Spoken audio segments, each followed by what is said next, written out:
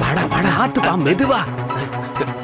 உனக்கு ஒண்ணு தெரியுமா, இன்னும் ஒரு வாரம் இந்த வீட்டுல இருந்தோம் இதே இடத்துல நம்ம 2 பேரும் பணமா இருக்க வேண்டிய சூழ்நிலை வந்தாலும் வந்துடும்டா. வா சீக்கிரமா வா. வாங்க வாங்க சீக்கிரமா போயிடலாம். அடடே மாமா, நீங்க எங்க போறீங்க? அது வந்து தம்பி ஒண்ணு இல்ல, இந்த பயலுக்கு கெஸ்ட் ஹவுஸ்ல இடம் கிடைச்சிருக்கு, நாங்க 2 பேரும் அங்கேயே போய் தங்கிக்கலான்ட்டு. அடடா என்னப்பா இப்படி சொல்றீங்க? ஏன்பா நம்ம வீடு இருக்கும்போது நீங்க கெஸ்ட் ஹவுஸ் ஏன் போறீங்க? அப்பா அடக்கி வாசிங்க.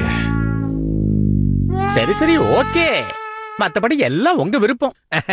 சரிப்பா நாங்க கிளம்புறோம். மனசுக்கு ரொம்ப சந்தோஷமா இருக்கு. அப்ப நாங்க போயிட்டு வரட்டுமா? அப்பா போதும். அட என்ன மாமா இது, எங்க கிளம்பிட்டீங்க? அது வந்து மருமகளே, என்னைக்காவது ஒரு நாள் போய் தானே ஆகணும். அப்புறம் நீ இவ்வளவு சீக்கிரம் மேல போக ஆசைப்படல, அதனாலதான் நாங்க இப்பவே கிளம்புறோம்.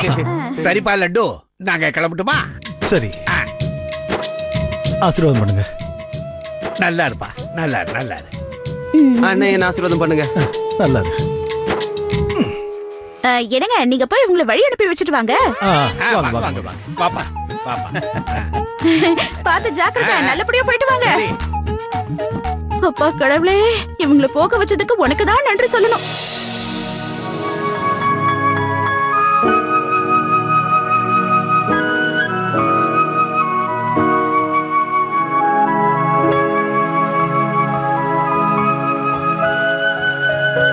சிவா வா வா.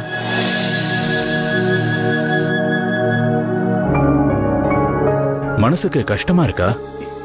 இல்ல அதெல்லாம் ஒண்ணு இல்ல, பரந்த மனப்பான்மை குறைஞ்சுக்கிட்டே வருதோன்னு யோசிக்கிறேன். குறுகிய மனப்பான்மை வந்துருச்சு, சராசரி மனுஷனா மாறிட்டேன். ஒரு மனுஷன் செய்யற கர்மத்தினாலதான் ஒருத்தன் சின்னவனாவும் பெரியவனாவும் மாறுறான், வேற எந்த காரணமும் இல்ல. ஆனா இன்னைக்கு நான் ரொம்ப குறுகிய மனப்பான்மை உள்ளவனா மாறிட்டேன். சிவா வேணா நான் போய் திரும்பி அவங்களை கூட்டு வரவா? இல்ல பகவான் தாஸ், இனிமே அவங்க வரமாட்டாங்க. அவங்க என் மேல கோச்சுக்கிட்டாங்களா என்ன? இனிமே அவங்க எப்பவும் என் மேல கோவமா தான் இருப்பாங்களா?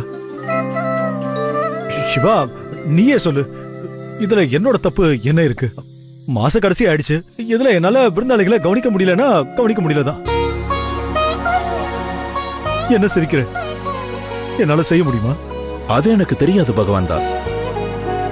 ஆனா ஒரு விஷயத்த நல்லா ஞாபகம் வச்சுக்க, ஒருவேளை உன் வீட்டுக்கு விருந்தாளிங்க வர்றாங்கன்னா நீ ரொம்ப பெரிய அதிர்ஷ்டசாலி.